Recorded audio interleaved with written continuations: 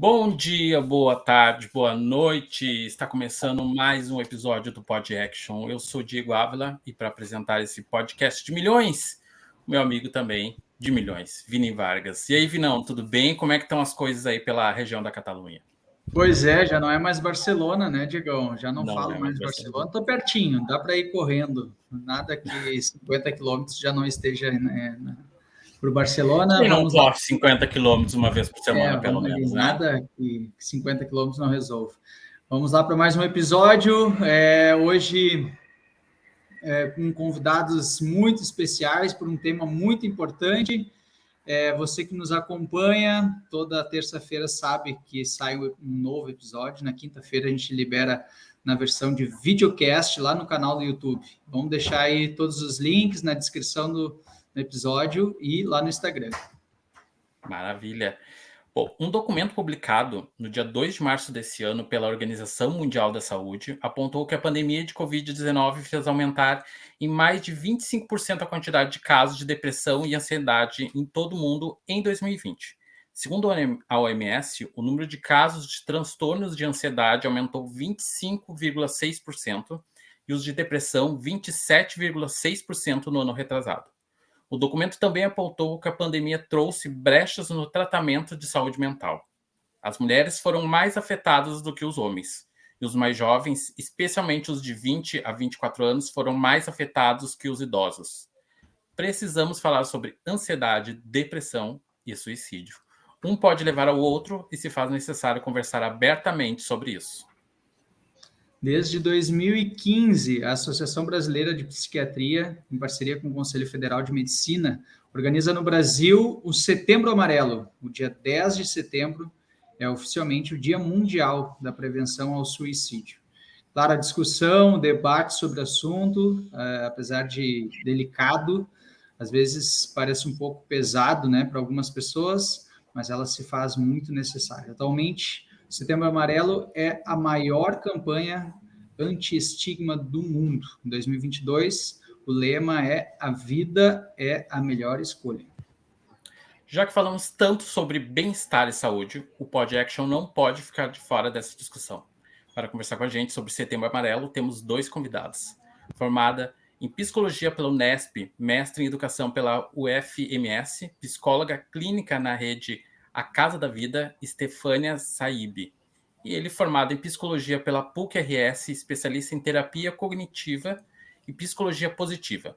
MBA em Desenvolvimento Estratégico de Pessoas pela FGV-RS, atua como psicólogo clínico com enfoque no tratamento e desenvolvimento de jovens e adultos. Além disso, tem uma empresa chamada Escola Muda, que oferta cursos e treinamentos na área de inteligência emocional e psicologia positiva para pessoas leigas e empresas.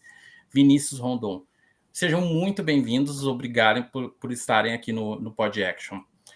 Bom, só para a gente entender um pouco melhor o que nós vamos conversar aqui, a gente dividiu o tema em algumas partes. Assim, a temática fica mais fácil de se aprofundar e de um melhor entendimento. Estefânia, vou começar com você.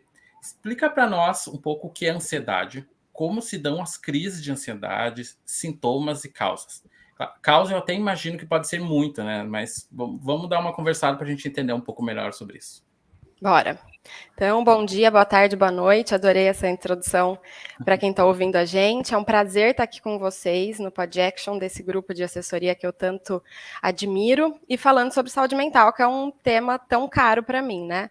Então, obrigado pelo convite, Diego e Vini. Muito prazer, Vinícius. Espero que a conversa seja boa para quem estiver ouvindo a gente. Bom, vamos lá. Para começar, acho que vale a gente localizar um pouco a ansiedade no rol das emoções que o ser humano tem capacidade de sentir, né? Então, não existem emoções boas ou ruins. Então, tem umas que são boas de sentir, gostosas de sentir, e tem emoções que são desafiadoras, né? E a ansiedade ali no grupo das emoções do medo é uma emoção geralmente desafiadora de sentir, mas ela é muito importante para nossa sobrevivência. Né? Então, se a gente for pensar até na nossa evolução como espécie, porque ela está relacionada com uma resposta do nosso corpo para uma situação provavelmente de perigo. Né? Então, o nosso corpo ele vai reagir para que a gente consiga responder a isso. Né? numa situação, por exemplo, que a gente precisa fugir, lutar. Então, se a gente for pensar num homem das cavernas, ele se depara com um predador.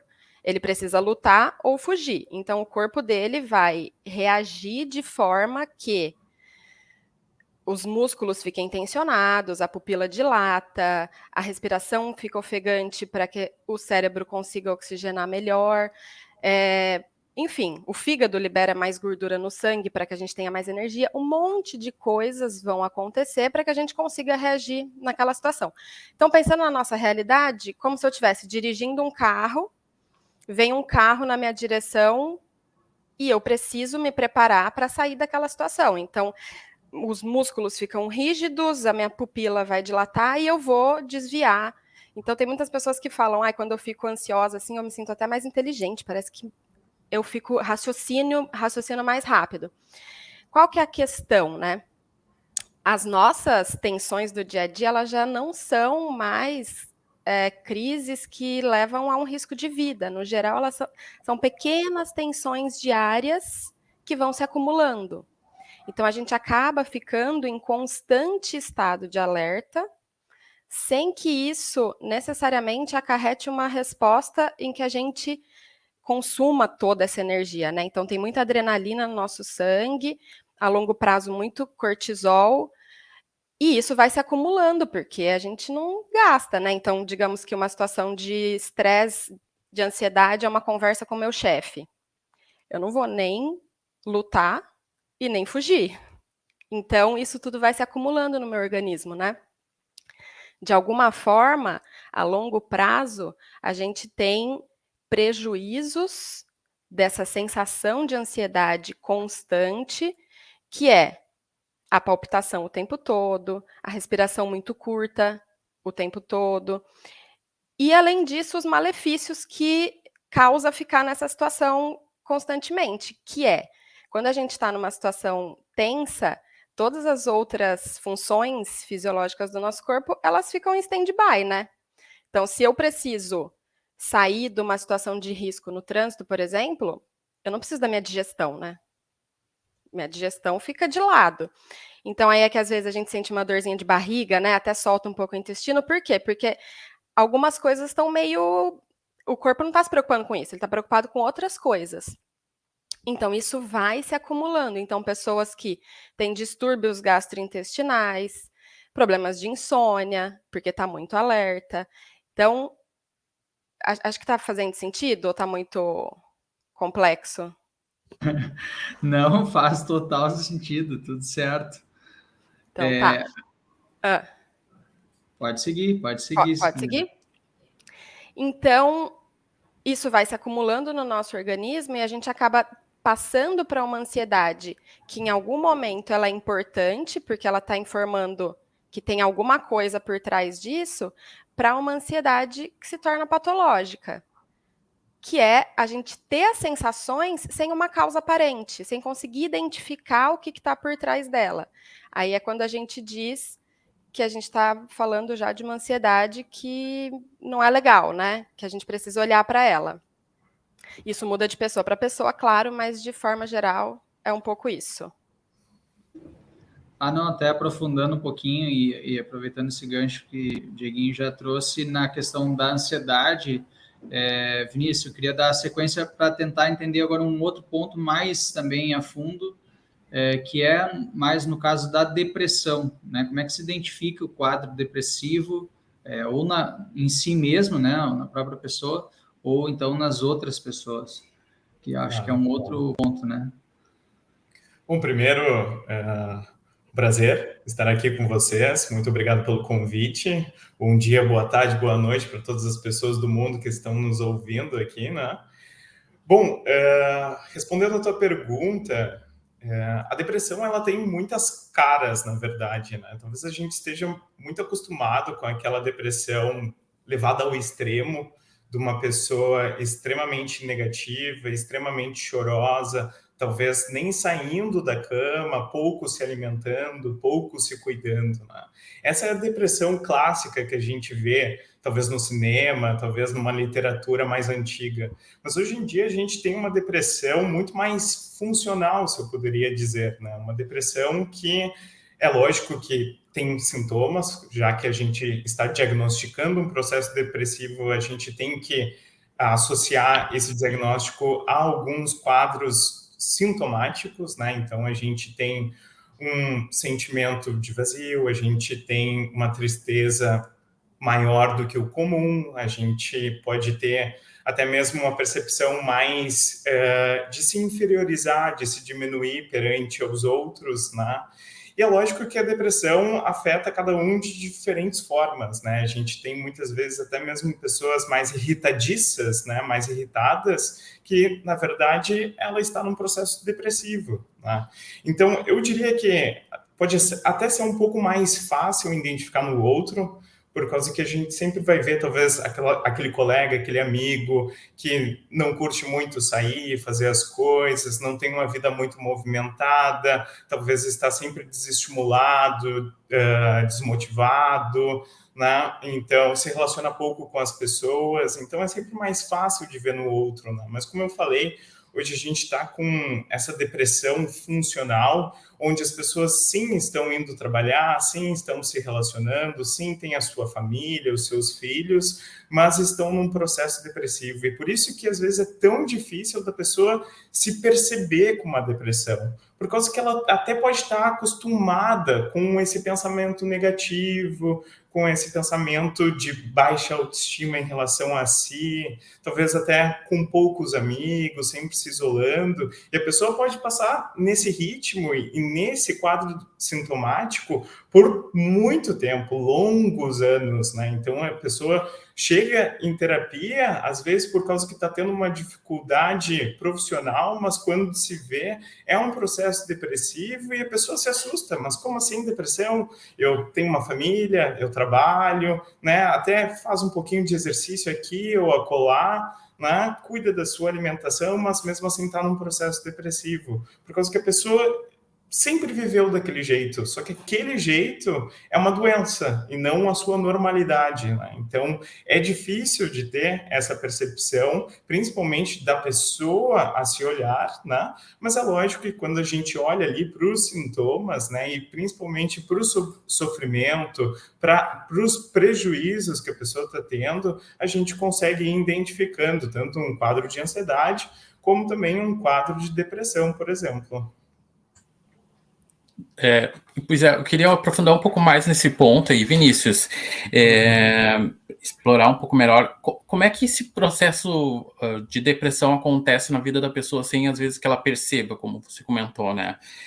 Isso, às vezes, se dá de forma muito silenciosa, né? Eu até comentei no início que, como se fosse uma escadinha, uma sequência, entre aspas, né, de ansiedade, depressão, suicídio, não necessariamente, talvez, possa acontecer nessa sequência, realmente, mas como é que isso acontece na vida da pessoa, a depressão, sem que ela perceba que está com essa depressão? Como é que isso ocorre no dia a dia, já que depressão é algo muito silencioso, né? Algo que parece assim, ela vai acontecendo aos poucos e a pessoa vai convivendo com isso, às vezes se acostumando, né? E, claro, até chegar a alguns pontos, às vezes, que são mais radicais, né? Explora um pouco para nós essa questão. Uma pergunta bastante complexa essa, né? Eu começaria pelo mais básico, que seria a falta de informação, né? Eu acho que desde dentro de casa até a escola, por exemplo, quando a gente participa de todos esses meios sociais, a gente pode falar de tudo. A gente fala até de tênia e como que a gente tem que cozinhar a carne, etc. Só que a gente não fala sobre saúde mental. A gente não fala sobre depressão, né? A gente aprende tudo sobre plantas, mas a gente não fala sobre saúde mental, a gente não fala sobre depressão, né? Então, eu acho que a falta de informação, é lógico que acaba sendo um grande... um fator prejudicial para as pessoas conseguirem identificar, né? Mas como se dá isso... tem várias vias, né? É lógico que a gente está falando sobre uma doença que é silenciosa, não é uma coisa que aparece na nossa pele, e ela é muito gradual, né? É lógico que se a pessoa tem uma predisposição, até mesmo genética, a fatores de transtornos mentais, transtornos de humor depressivo, por exemplo, tem um fator, né, que acaba já desencadeando e pode desencadear uma depressão mais severa, por exemplo, né? Mas a gente está falando muito de uma doença gradual, onde a pessoa começa com um estresse em relação à vida, estresse em relação ao trabalho, em relação à família, e esse estresse acaba começando a se acumular, talvez nos ombros ali da pessoa, e a pessoa acaba não conseguindo gerenciar todo esse acúmulo de estresse. E isso acaba gerando sofrimento, acaba gerando dor. E essa dor e esse sofrimento acaba gerando mais prejuízos ali na vida da pessoa, dificuldade no relacionamento, dificuldade no trabalho, dificuldade na atividade física, perder peso, etc. Mais dor, mais sofrimento, e isso acaba pesando mais, né? Eu sempre gosto de fazer essa analogia que a depressão é como se fosse uma mochila onde a gente vai caminhando e a gente vai colhendo pedras no nosso caminho e a gente vai colocando na nossa mochila, né? E cada passo, cada pedra é mais peso sobre os nossos ombros, né? E daí quando a pessoa se depara com esse peso, ela já está num processo, ou seja, num diagnóstico de depressão, por exemplo. Show. Ô, Stefania, lá no começo o Diegão comentou da questão da ansiedade, a gente veio aqui para um outro tema ainda mais aprofundado, que é a questão da depressão. Eu queria que tu comentasse um pouquinho para a gente como é que faz, como é que a gente pode fazer para que essa ansiedade, daqui a pouco tu tinha comentado antes, ele acabe não virando, né, um quadro depressivo. Como é que tu, que é uma pessoa ativa, esportiva, aí, quanto que o esporte também ajuda nesse processo da questão da ansiedade, para que ela não acabe não se tornando aí um quadro depressivo, né? Não sei se isso tem relação também, né? Legal, legal. A ansiedade e a depressão, elas podem coexistir e geralmente isso acontece, inclusive em casos mais graves, de ter as duas ao mesmo tempo. Mas da forma que eu entendo, não necessariamente um leva ao outro. Então pode ter uma pessoa que apresenta um transtorno de ansiedade generalizado, que é um nível grave de ansiedade, mas não tem um quadro depressivo. E pode ter uma pessoa que tem um quadro depressivo, mas não necessariamente apresenta ansiedade.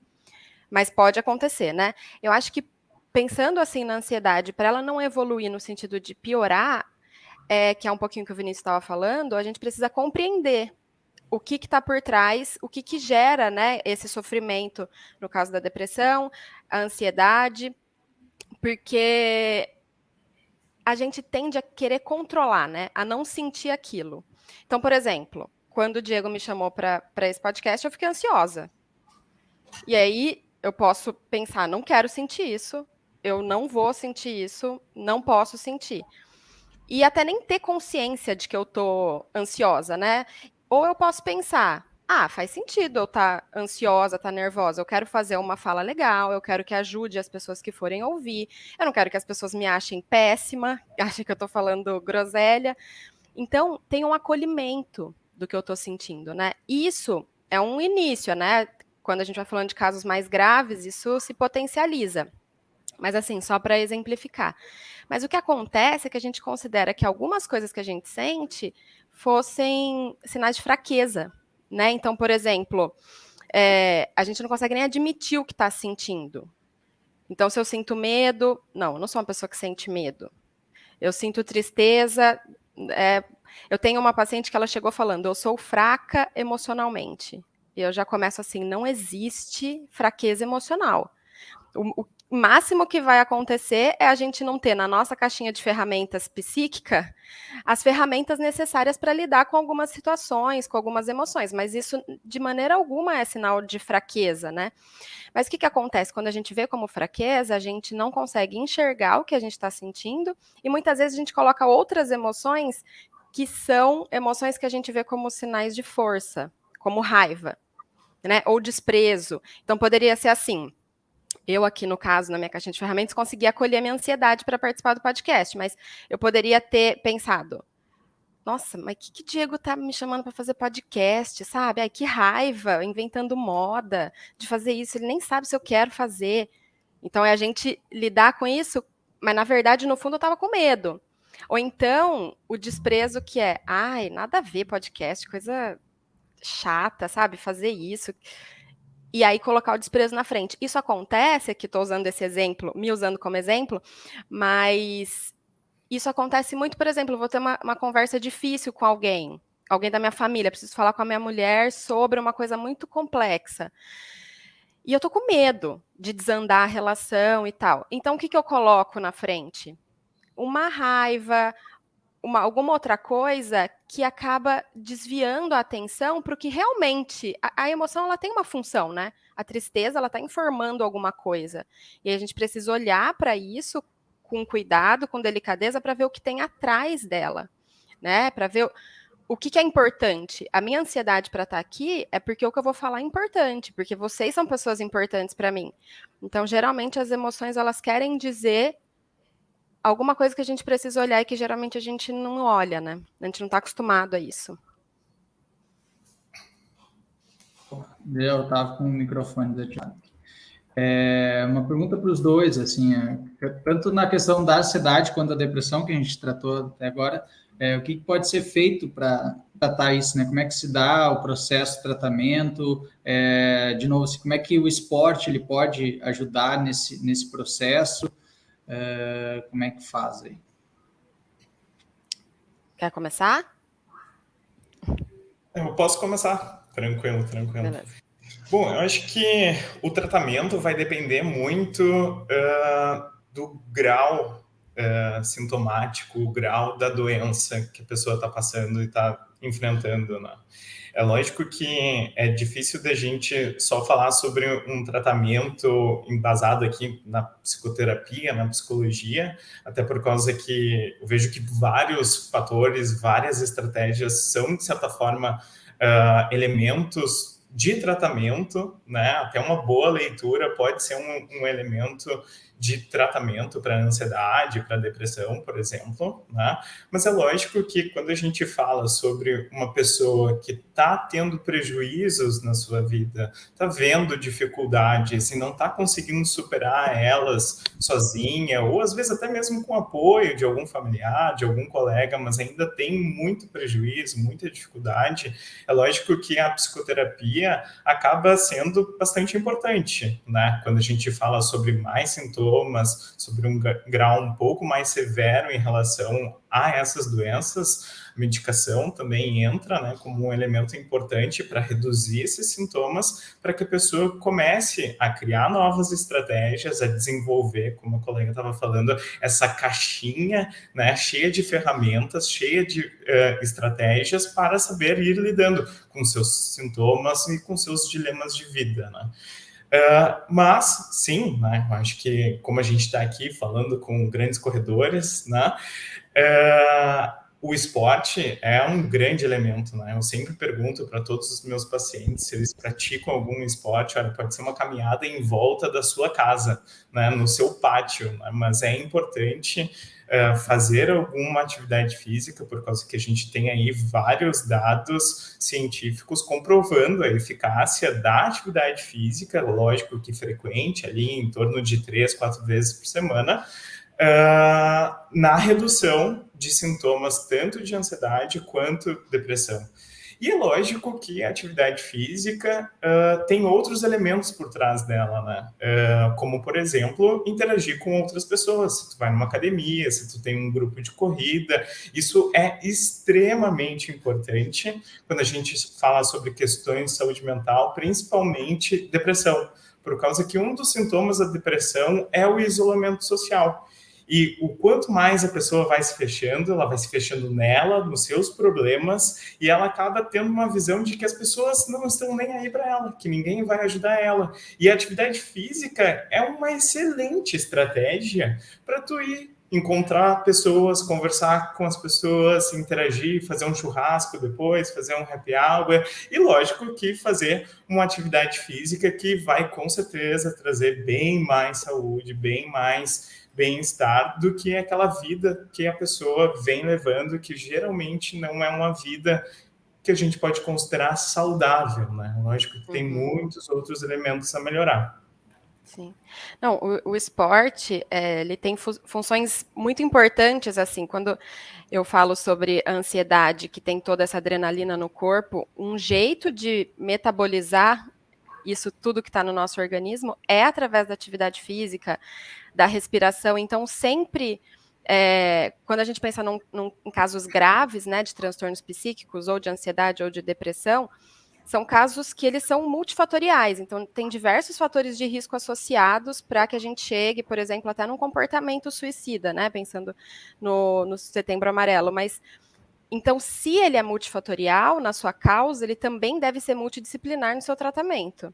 Então, isso pode envolver profissionais da psicologia, da psiquiatria, terapeutas ocupacionais, muitas vezes, quando os casos são muito graves, educadores físicos. Então, a prescrição de atividade física, né, como tratamento de transtornos psíquicos também, e por diversos motivos, né? Então, às vezes é pela metabolização desses hormônios estressores mesmo no organismo, às vezes é pelo encontro, como o Vinícius falou, com outras pessoas. A gente bem sabe o poder de um grupo, né, do coletivo. Às vezes é pela rotina, então a pessoa que está num tratamento, é importante ela estabelecer novas rotinas, e a atividade física ajuda muito nisso. E às vezes também é para ser quase um tipo de meditação. Para pessoas muito ansiosas, por exemplo, a meditação em si, ela é importante, mas ela pode ser muito difícil, né? Você está em silêncio, respirando, pode ser gatilho para mais crises de ansiedade. Então, às vezes, uma caminhada ajuda a pessoa a ter um ritmo de respiração, ela conseguir estar em contato com ela mesma, sem precisar estar paradinha, né? Então, tem vários motivos para a gente indicar atividade física. Claro que assim, você não vai chegar para uma pessoa em sofrimento e falar, vai fazer atividade física que resolve. Mas dentro de um tratamento multidisciplinar, com certeza, principalmente em casos graves, ou até em casos graves, né, é muito importante. Eu queria trazer uma informação aqui da revista, publicada pela revista Isto é Dinheiro desse ano, todas as informações do DataSul sobre suicídio nos últimos 20 anos, tá? Os números subiram de 7 mil para 14 mil, sem contar os casos que não foram notificados. O número maior é maior do que mortes por acidente de moto no mesmo período. A situação no Brasil vai na contramão de boa parte do mundo, que viram os números de suicídio caírem nas últimas décadas. De acordo com a OMS, o aumento da depressão e ansiedade, como a gente falou anteriormente, né, havia comentado, na pandemia é um dos principais fatores que levaram a esse aumento. Estefânia, o que leva uma pessoa a cometer suicídio, que é o extremo da dor, né, de uma pessoa, assim, uma dor muito interna. Como é que isso acontece, assim, na vida da pessoa? Uhum. A gente pode dizer que é um sofrimento psíquico muito intenso, e como eu disse anteriormente, os estudos mais recentes têm apontado cada vez mais o comportamento suicida como multifatorial.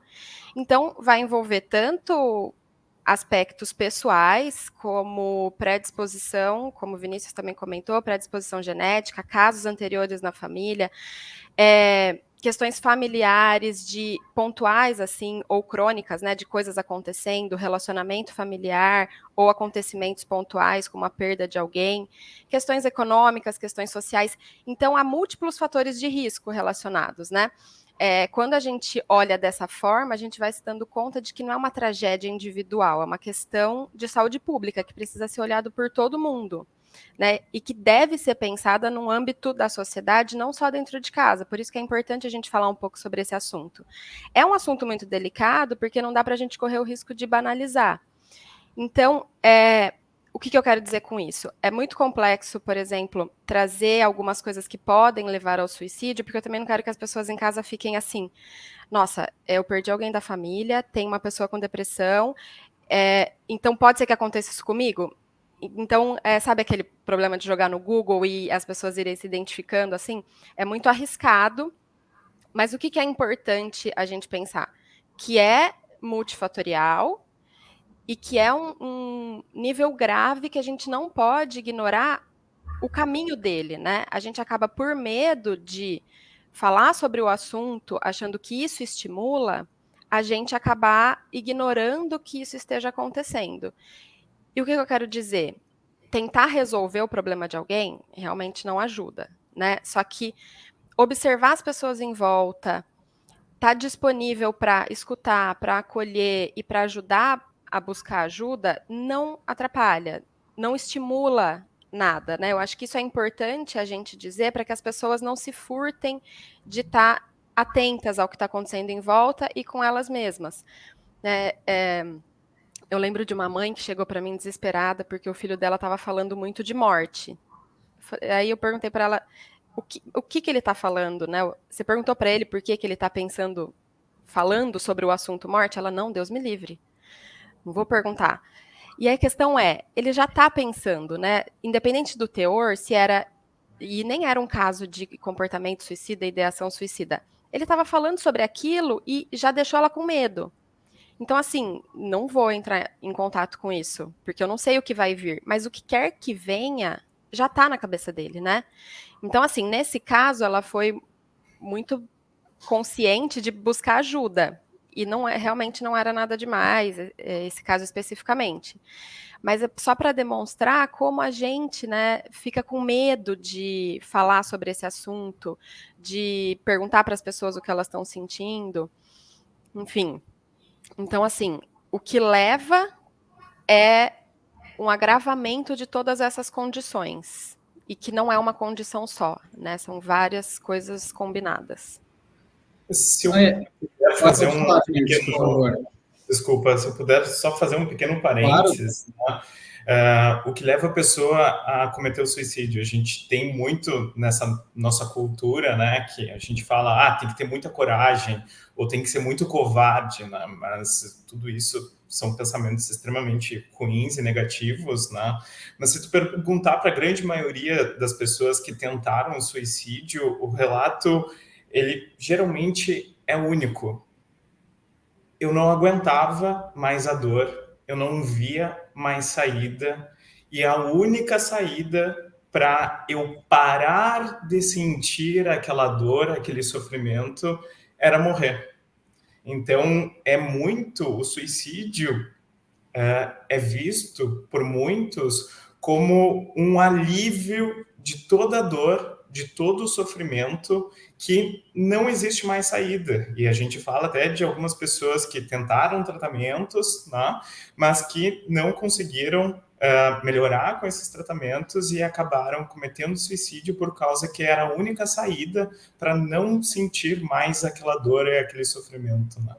Então, esse geralmente é o que leva, né, o que leva a pessoa a pensar, bom, por que o suicídio? Por causa que eu não aguento mais a dor e eu não vejo mais saídas. A gente vê até um índice muito grande de desesperança nas pessoas que cometem o suicídio. É até um dado de avaliação. Uma pessoa que pensa no suicídio, mas tem esperança que vai melhorar, tem uma grande chance de não vir a cometer o ato ou a tentativa de suicídio. Enquanto uma pessoa que não tem esperança tem um grande risco de cometer o suicídio por causa que ela já não está vendo mais saída além de se matar.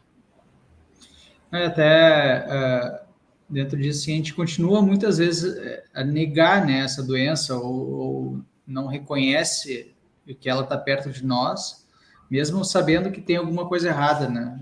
Então, a gente não fala sobre depressão, nem busca ajuda para que a pessoa, para essa pessoa que sofre de depressão. Por que isso ainda? Eu faço o meu relato já aqui, porque o Diegão, quando falou assim, Vini, vamos falar sobre o Setembro Amarelo, vamos falar sobre suicídio.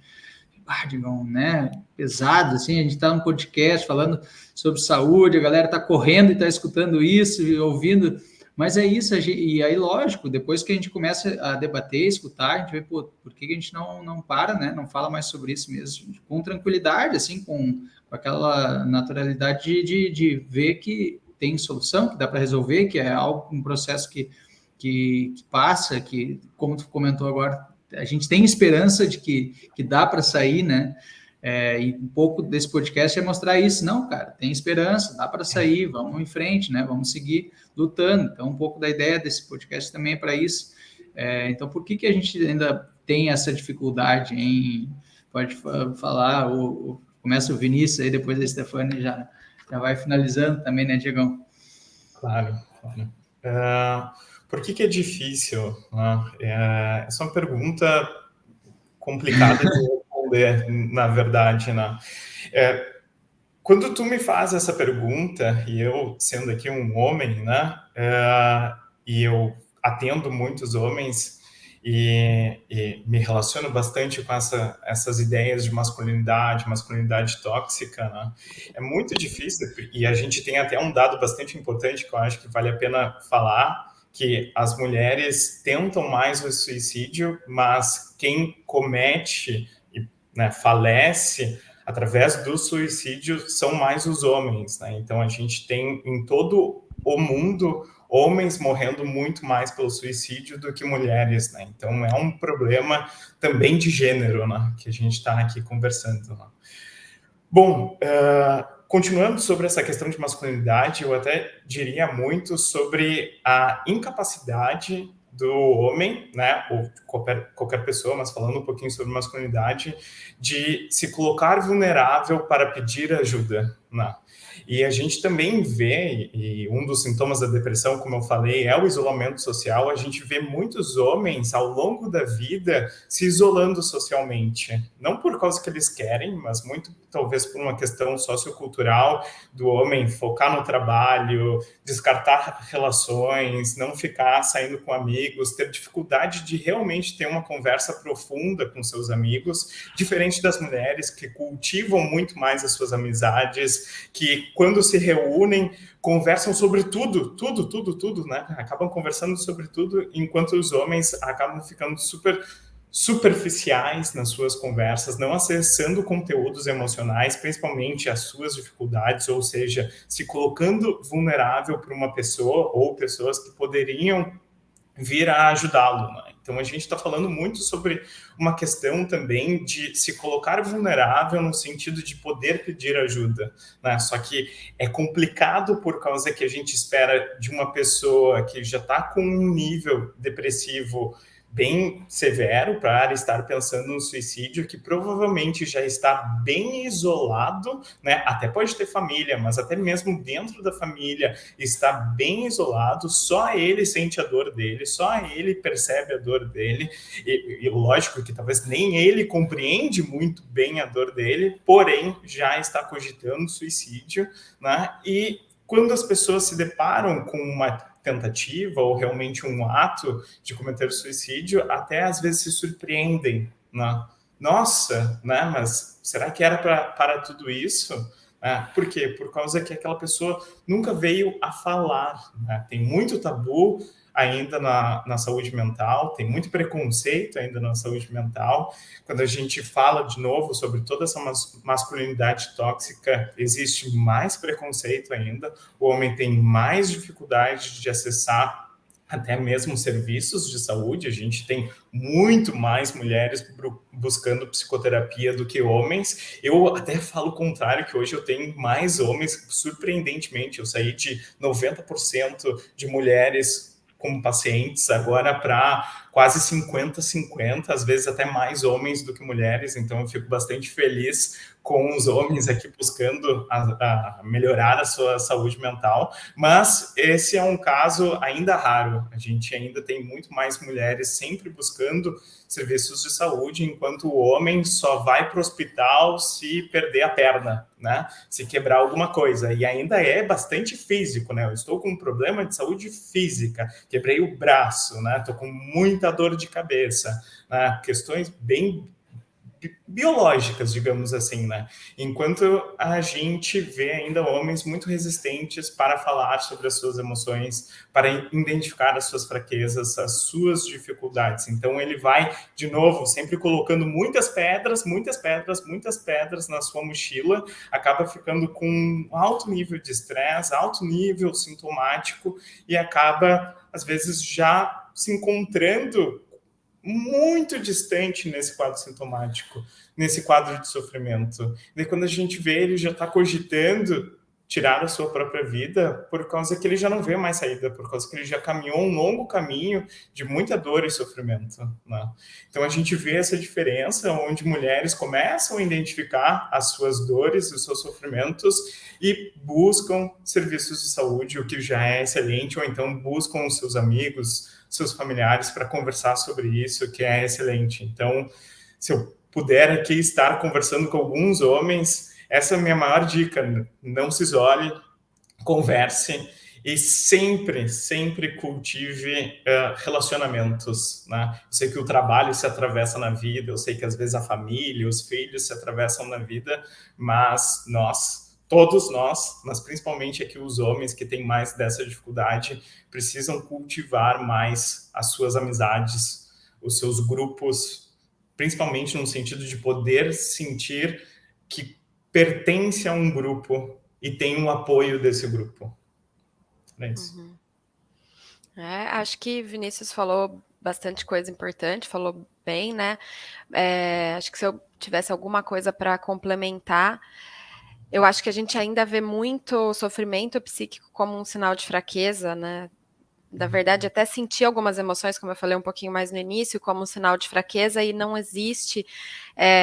Eu brinco que as emoções são como uma caixinha de lápis de cor, que a gente recebe todas as cores. A gente não compra só algumas emoções, a gente tem que comprar a caixinha toda, né? Então vem tudo. Então, se vem tudo, é porque a gente vai sentir tudo. É importante a gente sentir todas as emoções, né?